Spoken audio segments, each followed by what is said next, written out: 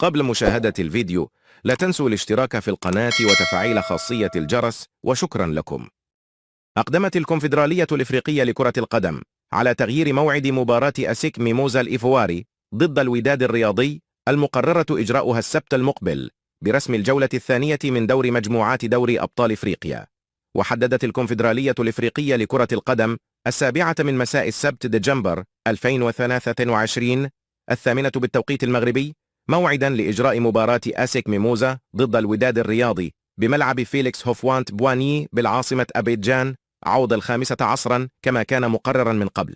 وكشف مصدر ودادي مسؤول أن الكونفدرالية الإفريقية لكرة القدم اضطرت إلى تغيير توقيت مباراة أسيك ضد الوداد الرياضي لرغبتها في تجريب الإنارة بملعب فيليكس هوفوانت بواني الذي سيستضيف حفل افتتاح كأس إفريقيا للأمم يوم 13 يناير المقبل. يشار إلى أن الوداد الرياضي لكرة القدم انهزم في مباراته الأولى بدور أبطال إفريقيا ضد جوانينج جالاكسي البوتسواني ب1-0، وخسر مباراة الكلاسيكو بالدور الاحترافي أمام فريق الجيش الملكي أمس الثلاثاء برسم الجولة 10 من الدور الاحترافي، الأمر الذي أحدث ضجة كبيرة في الأوساط الودادية وأغضب جماهير الفريق.